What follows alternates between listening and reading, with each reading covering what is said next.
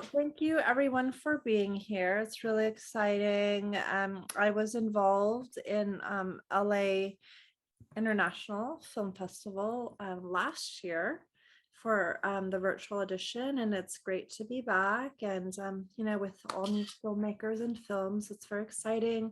I always love working with Natasha for both of her festivals, and all of your films look really cool and original. And I really enjoyed reviewing everything. And just congratulations to all of you.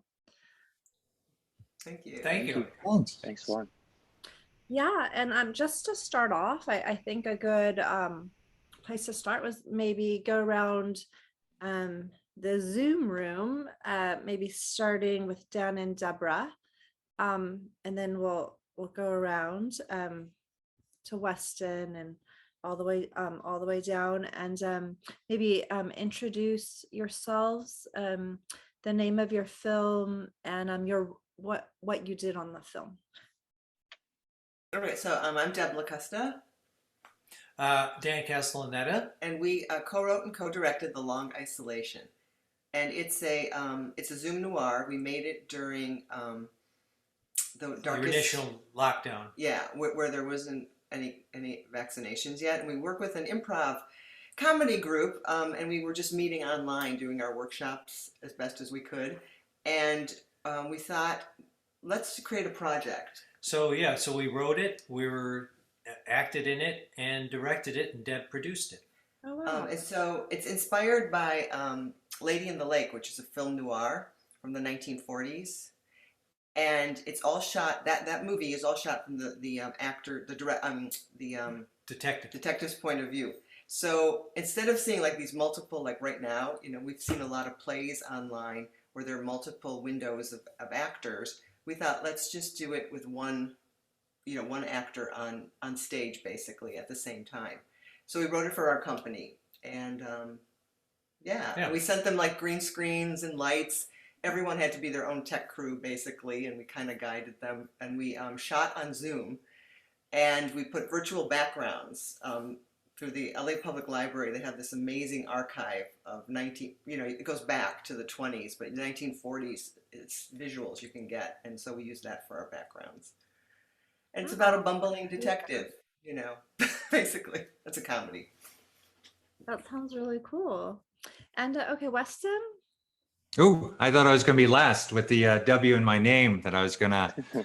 Sure. Well, I'm Weston Teray, and I made Precarious. And how would I describe it? I'd describe it as, you know what it is? I've been excited by the 1960s serial adventure books like Hardy Boys or Three Investigators or Ken Holt. I don't know how familiar, because that was a long time ago, but they always had a certain charm to them that I read when I found them when I was a teenager, and it's always stuck with me. And I decided that making a fantasy adventure that makes it a little bit more serious, a little bit more dramatic, but then also just a little bit more loosely, not a real period piece, but one that's sort of faintly remembered. And so we ended up with just sort of like a crazy, almost Alice in Wonderland type of story that was amazing. It was all built in my living room, so I was able to wake up every morning and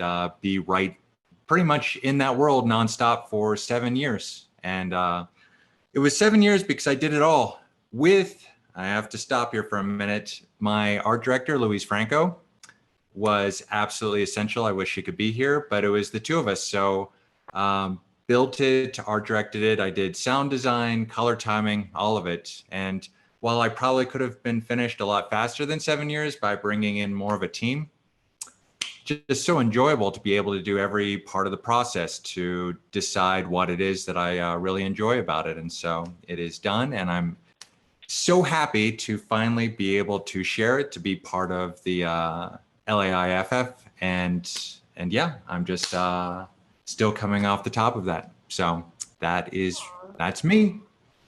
Very cool. Jay?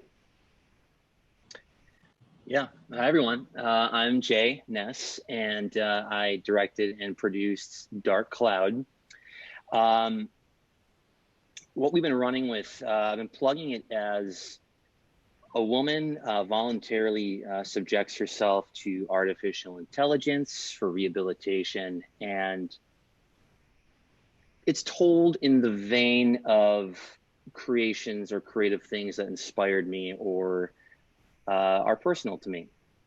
And first and foremost, I'd say it's a thriller. I've been telling people it's a tech thriller, a little bit of sci-fi influence, and in a lot of ways that maybe aren't so obvious, a very personal story in terms of the protagonist for myself. Spent several years on it. Let's see, we shot it in 2018, 2019. Did some pickups. The pandemic gave us a little bit of time to play with some things a little bit longer. Saying I directed and produced it, I also did color, do a bit of editing, and we all know how that goes. So, independent film. Very nice. Okay, Andy? You said Andy? Yes. Oh, okay, sorry. Yeah, my movie is called Dead Body. It's actually not a scary movie. I think most people think that when they see the name. It's a dark comedy, and it's about two guys that best friends, and they have to come together because one of them accidentally kills his ex-wife's new husband. So then, hilarity ensues. So they have to figure out, what to do with the body, and they find, all these, kind of crazy characters. And luckily enough, most of the people in the film, I trained at the Groundlings here in Los Angeles. So a lot of people in the movie are, great with comedy. So I wrote the script, I directed it, and kind of gave some free reign on a lot of improvisation. So I think it's funny. And we shot it in 2019 summer, and right around the time we were doing all the post-production is when the world changed.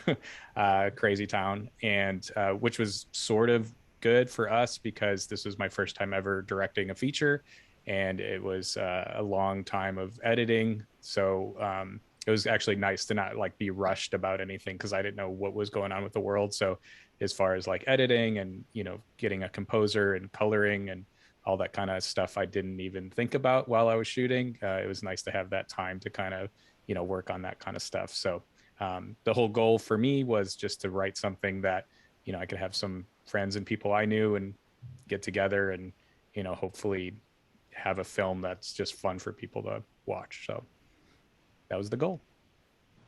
Sounds cool. I did think it was a horror when I first saw it, but it makes sense that it could be a comedy with yeah, there's definitely some blood and stuff in it, but yeah, it's comedy.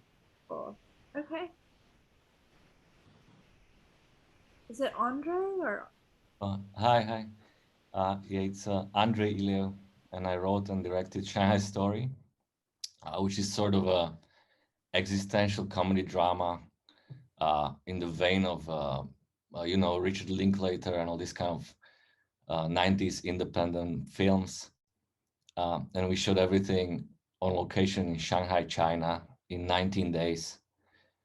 And we shot in 2018 as well, and then waited, and then the pandemic happened, and finally it's out. And we shot it with local actors and the crew, and happy to be here. Wonderful. Well, thank you so much. And all these films sound really great. And just to kick it off, a number of these films, were made, when the pandemic happened, and some were shot before, but then maybe later you worked on post-production while it was happening, and you're still working on some things.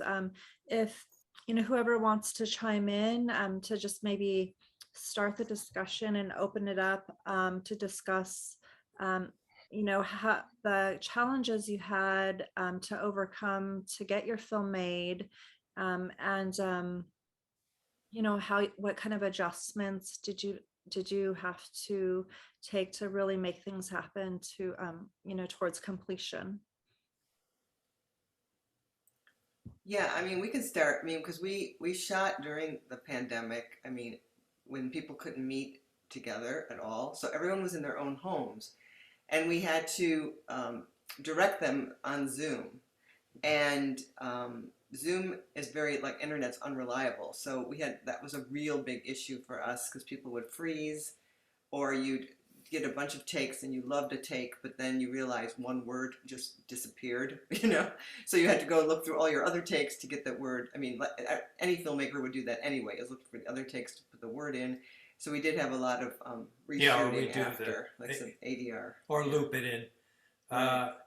And then of course we had to get, and basically you had all of the like green screens mailed and the costumes mailed, and or sometimes I would just drop it off at somebody's house. Like we dropped off, you know, not toy, but guns, you know, prop guns. To And the other people's challenge was front steps. yeah, Get your gun in a right. paper Somebody bag. somebody else goes, what?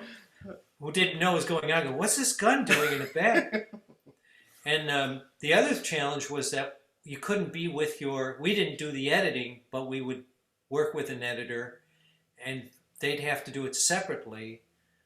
We couldn't watch while they were doing it. They would have to do a cut, and then we'd have to watch it, and then we'd get notes. So it was a little longer process than as opposed to being there with the editor while they're doing it. The one thing that was great is it's all in black and white, so we didn't have to worry about color matching and stuff. So that was done, which was great.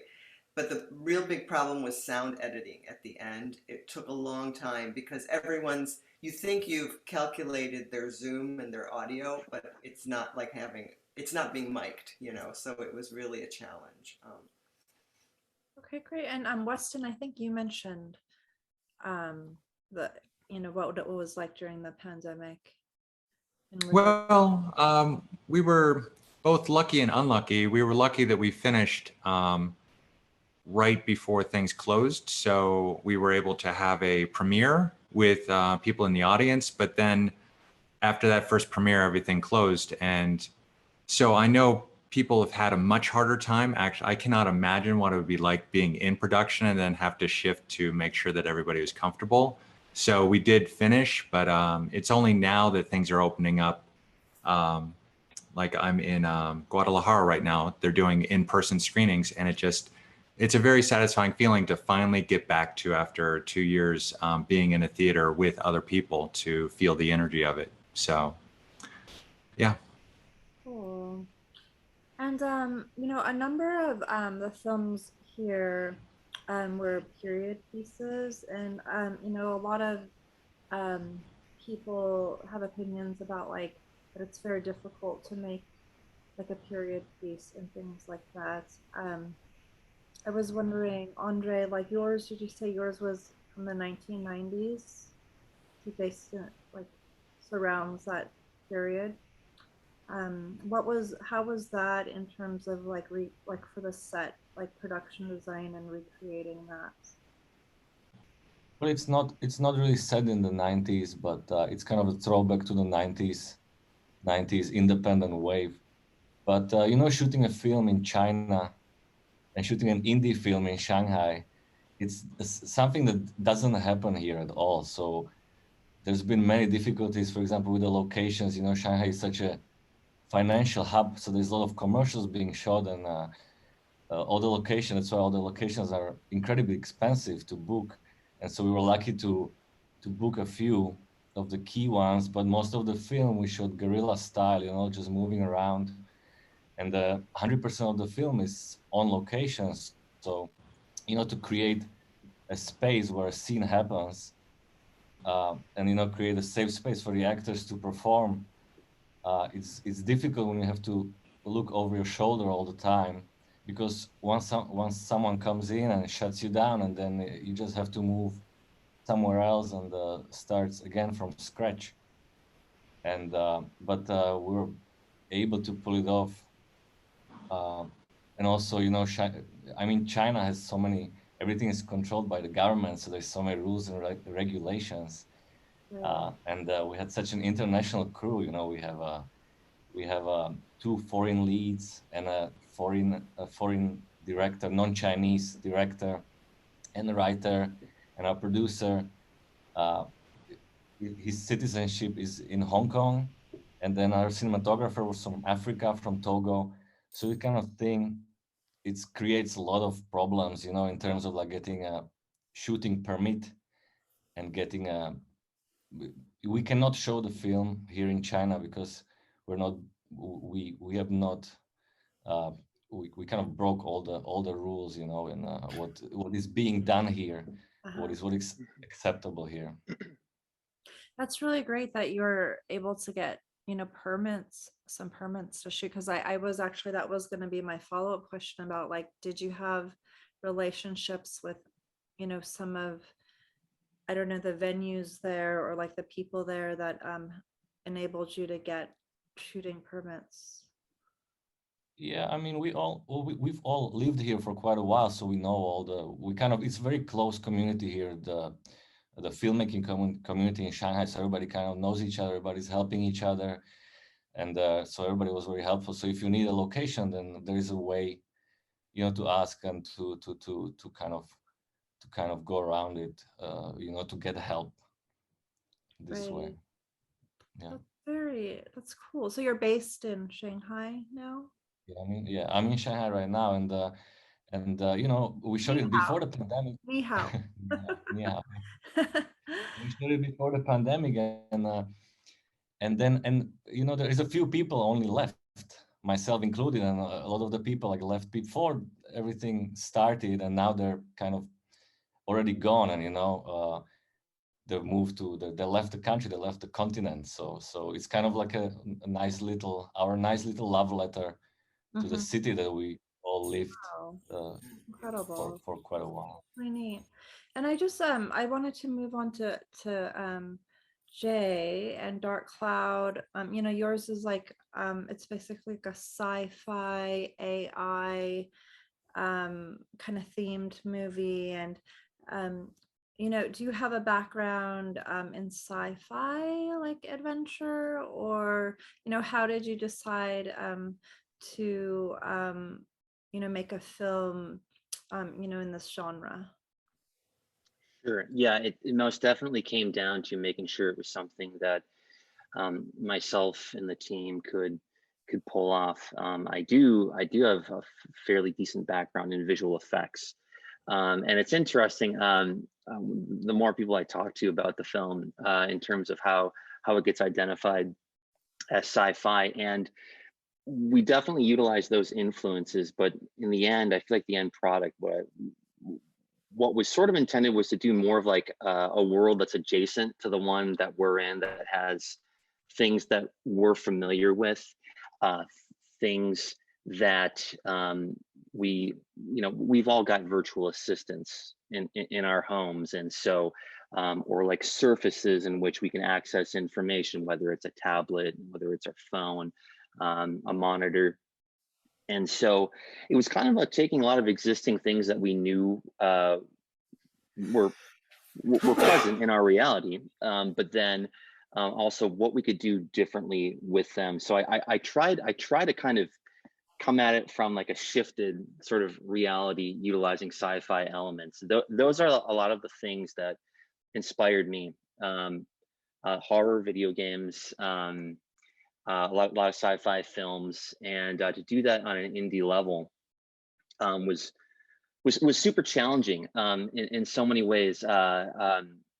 Things would change along the way, whether it be budgetary constraints or logistics, having to think on your feet. For instance, like Emily A. Tack, the role that she played, Ada, the AI, artificial intelligence, she was actually supposed to be, we were going to utilize her likeness, and we started developing it and making it. We really couldn't land on feeling good about how it looked.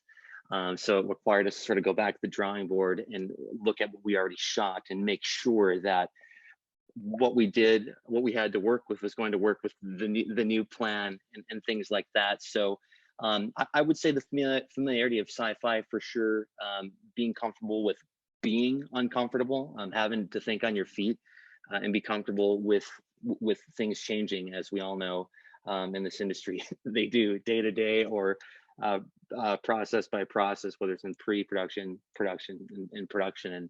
And yeah, just still making sure all those things, that thread kind of can Right. stay through with all the things changing. It's really interesting. I mean, things, I mean, not only in the film industry, but like just everywhere, like AI, and like VR and all that, it's all technology is really exploding in that area. And I mean, it's really complex. And, did you already know a lot about this subject matter? Like, about like incorporating AI into your film projects, or like, you have a techie background, or how did you get into that? I most definitely am just sort of fascinated by those sorts of things, especially, and with this movie, the technology and where things are going. A lot of the things we utilize were actual sort of like contact lenses, for instance, those are being developed, and so I was always sort of staying up on it. And part of the fun in that was, let's get this movie out before these things are done and past us, because technology advances so quickly. But between that and then just sort of being fascinated with humanity's tendency to take a step forward, simultaneously taking 2 or more steps backward at the same time. Technology, climate change, medicine, all that stuff, solving problems while creating another is just a really sort of fun place to explore, Cool. and put humans in tough situations. Very cool. And for Andy and Dead Body, like, have you worked on comedy before? And what do you like about comedy? And would you consider yourself a funny guy? My mom thinks I'm funny. Yeah, I mean, for me, like, even this idea, this film came from an acting class. It was actually like a drama teacher, and we were doing a scene that was like very dark about 2 guys getting rid of a body, and like just naturally I kept like joking about it. I'm like, wouldn't it be funny if, and they're like, this is not a comedy. And so like that's where the idea came from. So I think I'm just naturally just always, not taking myself too seriously. So I've always gravitated to like the comedy world. So like I said, like I used to take classes and perform at the Groundlings and some other, improv and sketch things. So for me, I've always been more comfortable in that kind of arena. Now I don't do stand up. That terrifies me, but being able to like, team up with your friends or whatever and just like do some fun improv, like kind of like Deb was talking about too. Just like having like some funny people to work with is I mean, I can't ask for anything better than that. So Yeah, and how did the story come about? I mean, just the whole gist of it is really hilarious. yeah, I mean, like I said, it was from an acting class, and I just thought, I was curious what this would be like if it was like from a comedy standpoint. And then just, probably like a lot of other writers, I tend to just put a bunch of notes on my phone. So just throughout, time, I put things down, and then eventually I'm like, oh, this might work into here. This might work into here. So that's kind of how it worked for me, as far as like the story kind of coming together. I've written some other things, and for some reason this came fairly quick. Like I was just like, I was rolling on this one, where there's some other ones that, are still sitting in, notebooks and whatnot, and haven't really done much with them. But this one was, kind of, I don't want to say easy to write, but just kind of flowed a little easier, because I'm like, oh yeah, that would be funny if that happened. And what if this happened? Oh yeah, let's throw that in there, So yeah, came like, it was fun to write, which is kind of challenging. Sometimes writing sucks. So this was actually like not too brutal. Great. And in terms of like the casting process for all of your films, um, did you go through like a really traditional? I know some of you worked with actors that you already knew. Some of you acted in your own films. So that my question was like, what was the process in terms of selecting your cast? Anyone can chime in. I mean, I Well, can say. You got me. Go for it. Okay. Got the jump on you. I would say this was an opportunity for me personally and our team to kind of open up the doors and see who all was out there. And one of the first times I've had the opportunity to do that and to be open-minded. I'm located in Minneapolis, Minnesota. So we wound up flying in several of our cast members. And so it was about reaching out to agencies and just getting a taste for, other options, trying new things and looking into talent that either I was unfamiliar with or admired. Cool. Okay. How about you, Weston? Oh, I was just going to point out that the film was made in Emeryville, which is the East Bay of San Francisco. And what was really incredible was to find that there's a huge circus community. And so a large number of the people who were involved came out of a physical theater background. So not only were they great actors, but there was a precision of movement that was just, it was really satisfying, especially working in kind of like a stylized story and in small sets. In fact, the main actor, Andre Fenning, is a parkour instructor. And it's almost a crime that we weren't able to see him move to show off his main talents. So, yeah. I've seen some of those acrobatics as parkour. Yeah. Can't believe it's real that they can do that stuff. Yeah, it's incredible. It's really cool. Did like any of your films start out as like a short? Just curious. Before you made the feature. I've done when I first came to Shanghai. Well, a couple of friends we got together and we said let's write a short. So we did a short 6 years ago, 7 years ago. We did the Shanghai Story short, and then we kind of thought there's something more maybe in it, so decided to make it into a feature, develop it into a feature.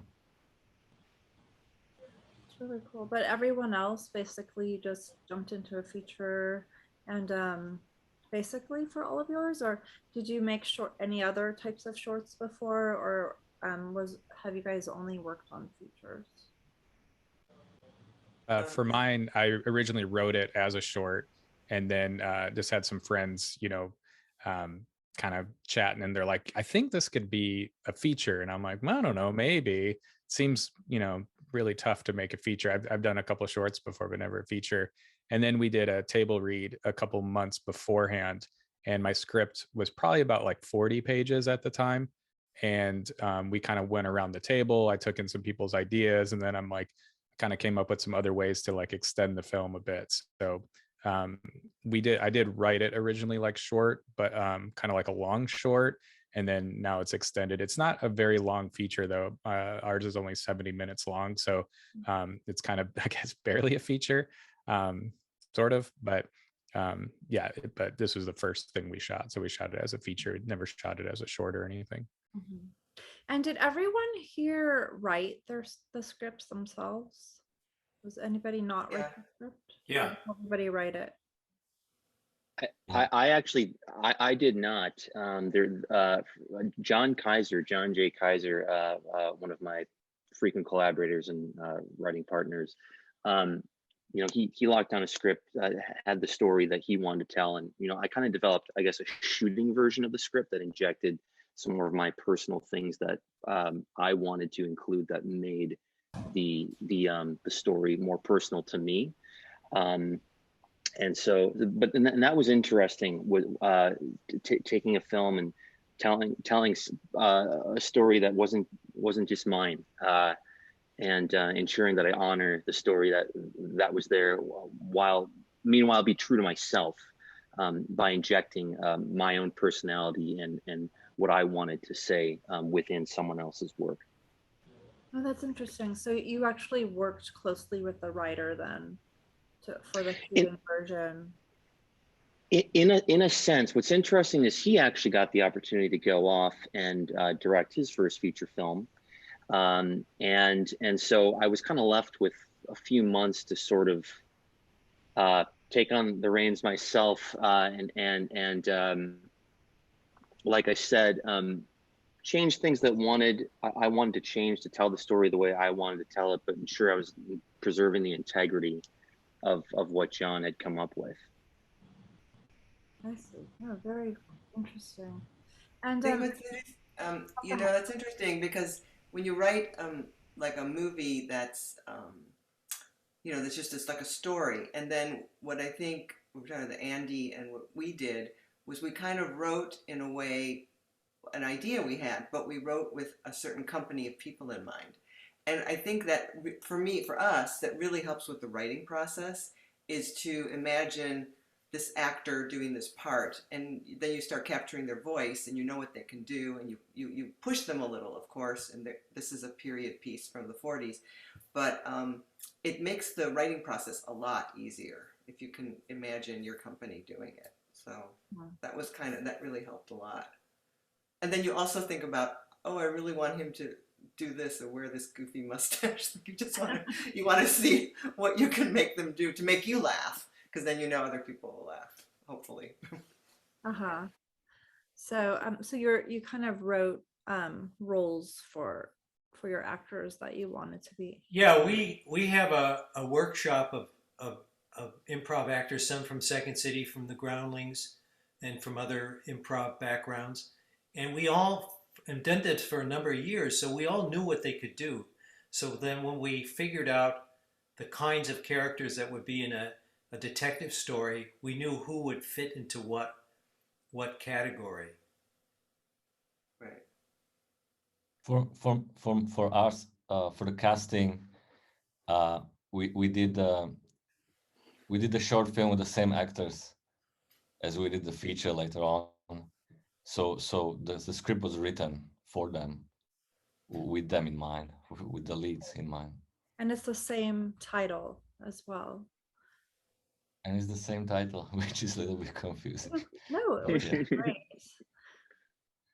Yeah, I mean, sometimes it's good, I think. Well, I guess it depends, but sometimes it's good if it has the same title, if you know, you had already put your short out there and you know, people know it. So Yeah, well, I mean, I was told, can you change the title? Maybe our Chinese title is different. Our Chinese title is One Night in Shanghai, but oh. I said I just didn't want to change it. I thought it was I thought that was it, you know, that was the title.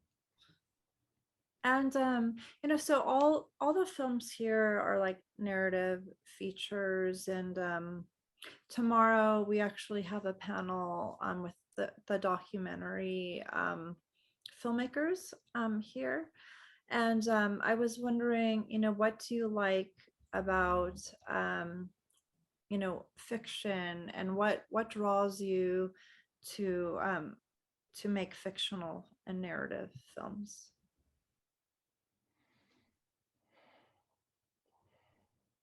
I think probably because you're starting with nothing, kind of, in a way, and watch something grow. And sometimes you have an idea, but it takes on a life of its own. It goes where it wants to go. So you're kind of amazed at the same. You're surprising yourself along the way. That's kind of the big fun about coming up with something that's not been doesn't exist before. Mhm. Yeah, and that's a little bit scary sometimes. When you have this, and you know, is it gonna work? Is it not going to work? Is this going to look ridiculous? So it's a little bit terrifying sometimes. Yeah. Just curious, I recently you know, with a friend of mine that's a director, we went to like a test screening, like an early test screening of, I think that for a project that may be turned into a TV series, and it was very rough. And I hadn't really done that before, but so it was all of us. It was like a test screening with like all different kinds of people in the room, and we watched it, you know, so it wasn't perfect yet. Like the sound wasn't perfect, and like you know, there was a lot of stuff that still needed to be cut and things like that. But you know, Andre, you're saying that sometimes like it could be a little scary because you don't know like how maybe how far off the deep end you're going or whatever. Just curious to know, like do you guys, are you guys able to gauge that type of thing, or before you put the film out there, do you do a number of like test screenings with the audiences and stuff like that, or you know, or at first do you like just like let your imagination go wild and like create it in that way? What's the filmmaking process, and in order to get it to completion, to put it out there in the world? I think for most important thing for me is to, you know, to surround yourself with the cast and crew that you know that you are comfortable with. That's is, and then you know that they will help you. You know, they help the film.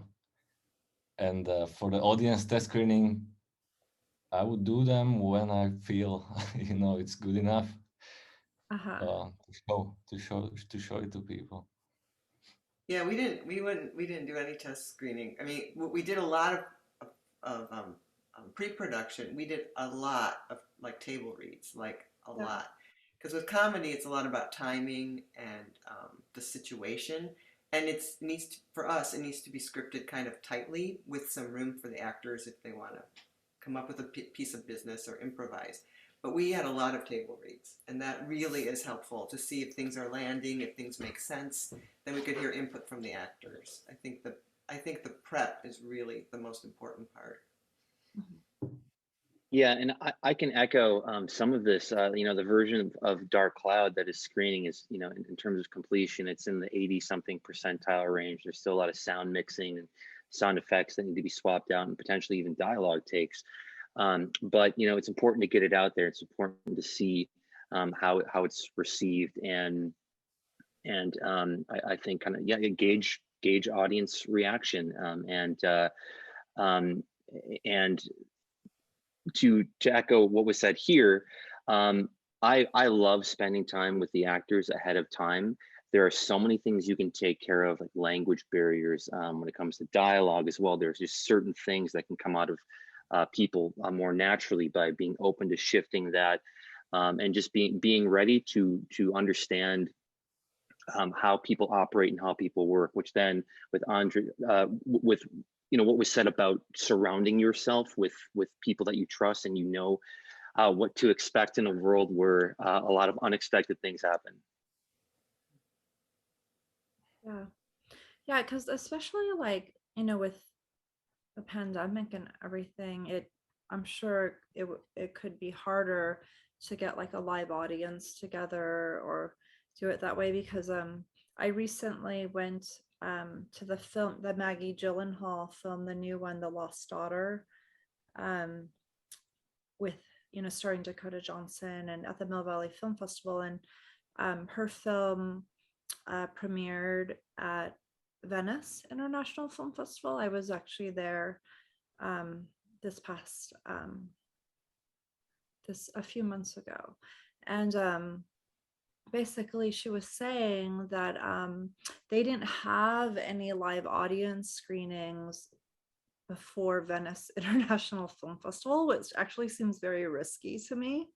But that was actually the first time it was ever shown to a live audience, which is crazy. And then she won the screenwriting award there.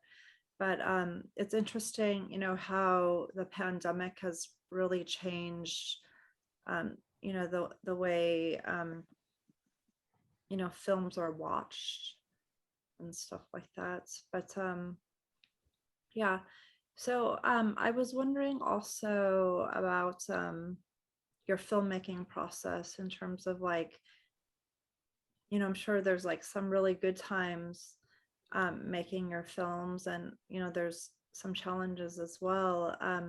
What would you say, you know, maybe starting with Weston, what were the highlights and challenges of the filmmaking process? You had mentioned that one of the highlights was that you were able to work on the film on your own, which is actually really cool. And you said it took 7 years, is that right? Yeah. Yeah, that's quite some time. That's really an accomplishment. Well, Congratulations for finishing it.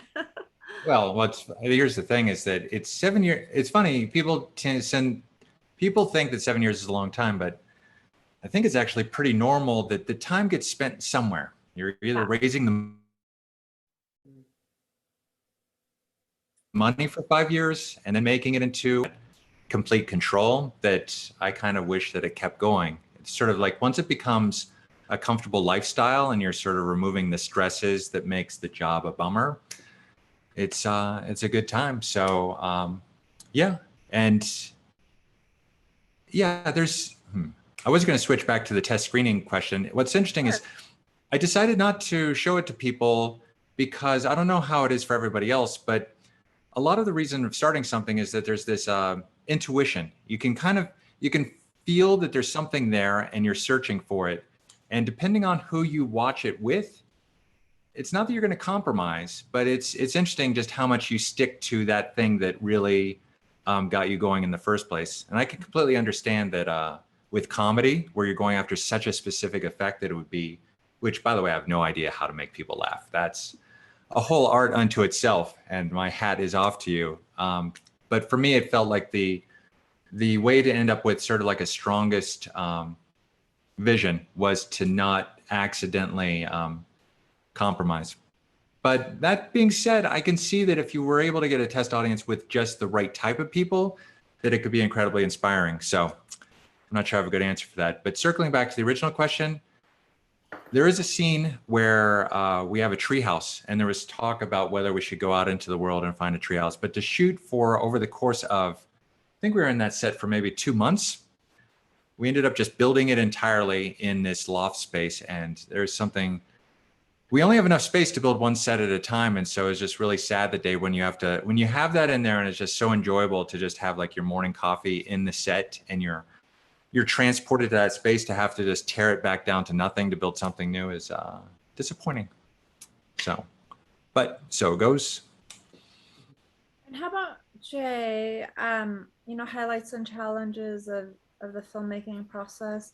You did mention that like keeping up with, the changes and trends with like technology and AI and stuff like that. That was something that you constantly had to do. But if you could maybe talk about that a little bit. Yeah. I mean, seeing things ahead of time in general, sort of, I think, a special sort of skill set that filmmakers need to sort of possess and in order to kind of land the plane. And, I would say it kind of goes back to what I said a little bit in terms of having to rethink things on your feet, or things not going the way you expected them to, or it being hour 10 or 11 on set, and some things get missed, and then having to shift what the original plan was in order to make up for something that was an oversight during production, and being ready to be flexible, and then just sort of the creative. I was in a situation. It's like it was a very, very collaborative effort. There were a lot of voices, a lot of people that had thoughts, and sort of. And it was a great challenge, though, to have to get to be the person who, for instance, like the film was initially going to be rated R. We kind of switched rated R from an inspirational standpoint. We decided to shift to more of a PG-13 tone, and that was really fun for me because there are some things in the film that happened, a little bit of violence that forced me to think outside the box and how we could still create that emotional impact or effect, and do it in a way that still can resonate, or just so a lot of adapting, and letting things go. And this is my first feature film, my first time out, and so to me, I would say just for lack of better words, having to well, what's the expression? Kill your darlings, so yeah. And this is a question for all of you guys, but while I have Jay here, what did you do in terms of financing? Like, did you partially self-finance, or did you did you go out there and find support to finance the film? Starting with you, Jay. Sure. So our executive producer, Craig Patrick, was the one who came to me. And yes, there were investors and multiple people that sort of believed in the idea and making the project happen. And it was just sort of a matter of getting people on board. And that process is super challenging because in order to get the funds, you have to have a cast. But in order to get a cast, you have to have the funds. Well, in order to book dates, or rather, in order to book the cast, you have to book dates, and it's a lot of risks and things falling into place, and hoping that they do. And that was actually pretty terrifying. And I cannot stress how much everyone on this team gave so much to this film, whether it's sweat equity, energy, all of it, and finances. So it was very just I keep going back to collaborative and having to keep that in mind. Great. And how about for you, Andy, with Dead Body? Yeah, ours is super low budget. I just used all the resources I possibly could. So we shot at my wife's parents' house. They let us shoot there. Little did they know what we did. You'll see the movie. There's some craziness that happens there, but thankfully they were cool about it. And then I knew two things. I knew sound was going to be very important. I've done some shorts before, and I kind of didn't.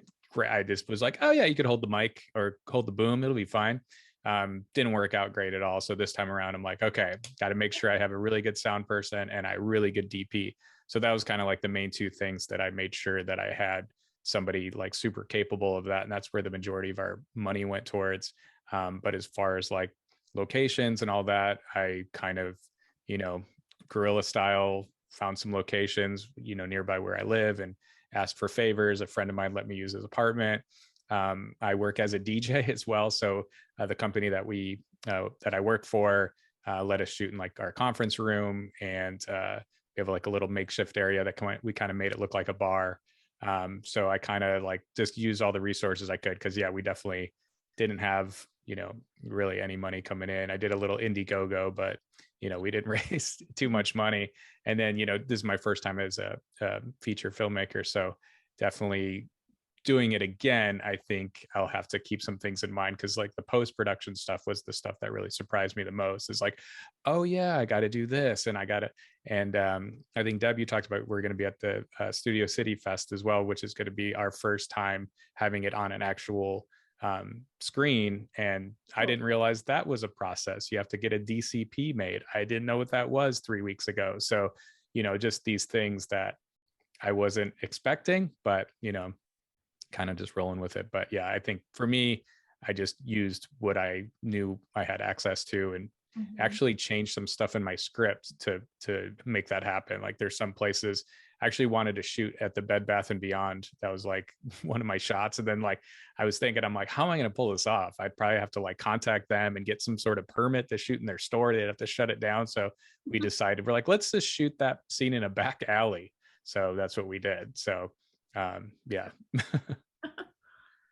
How about Weston for Precarious? Like, how did you fund it? Oh, it's true. It's funny. I do get this question a lot because I think people think it looks expensive because of all the production design, and they're always mystified when I try to explain that money helps, but it's not necessarily the bottleneck. Because I was just thinking about it when a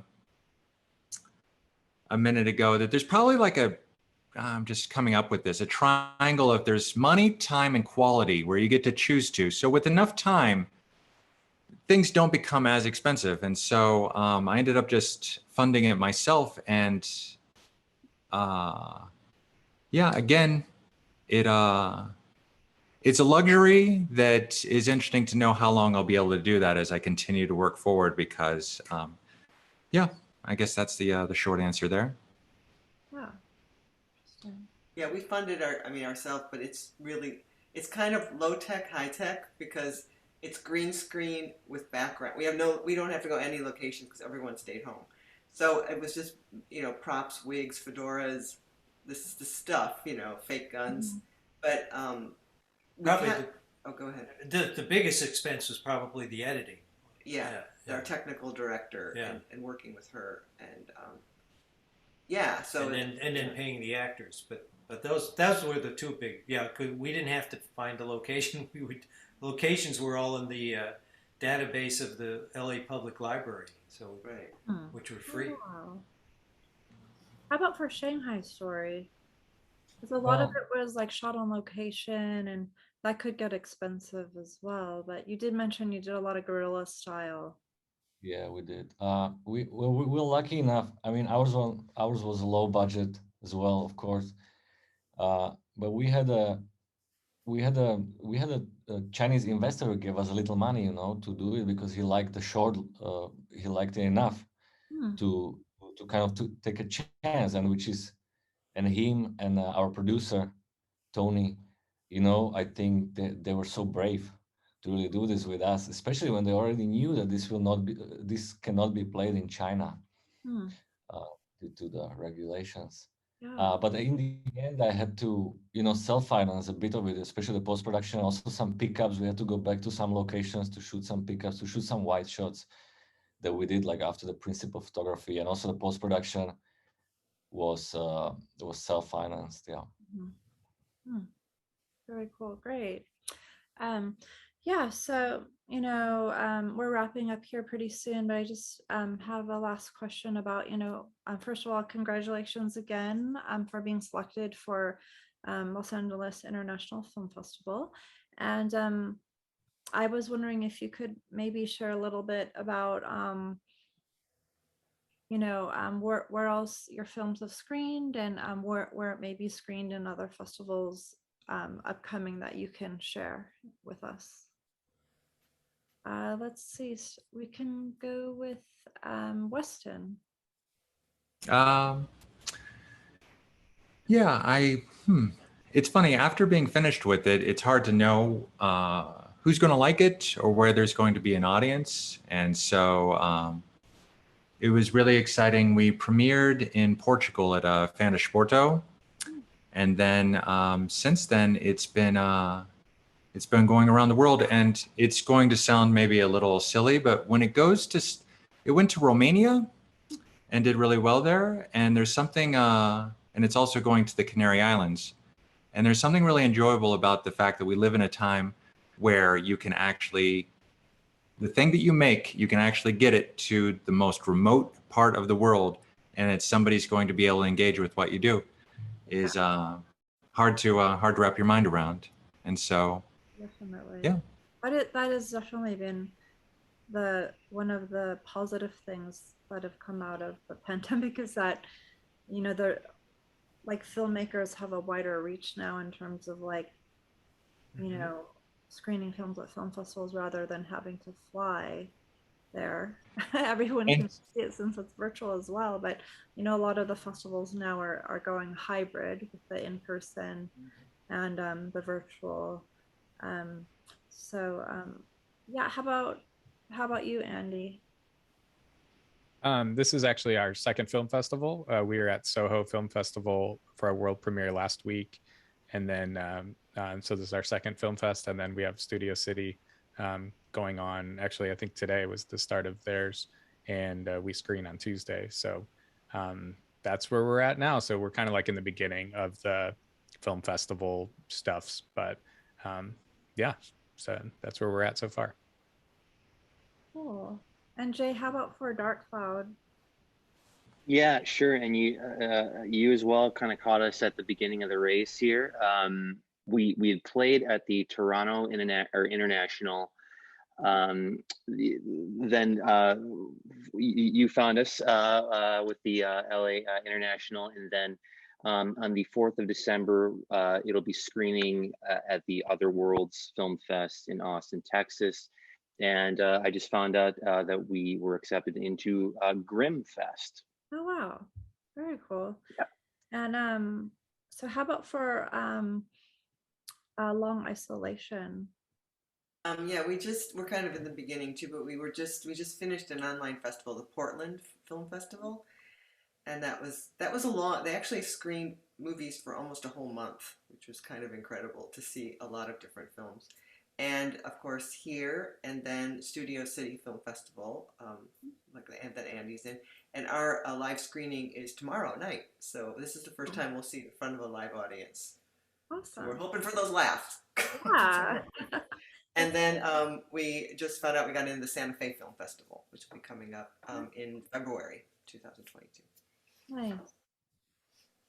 And Andre? Yeah, for us also we're at the beginning of this, but we went to virtually we went to Wales and Dublin. We did quite well there, and now LA, and there is January something in Dhaka, and who knows what's next. But I want to see it with a live audience. I think nothing compares really to seeing it with people. Very nice. Well, thank you so much to all of you for speaking with myself and Diggin Magazine. And thank you to Natasha and LA International Film Festival. Congratulations again. And, best of luck with your festival runs and, what's coming up in the future for all of you with these films and other projects in the future. And nice to meet everyone. Thank Enjoy you. the rest Thanks of for the having us. festival. Thank you. Okay. Nice to meet you all. Looking forward to seeing your films. Yes, Yeah, us that too. sounds great. Yours too.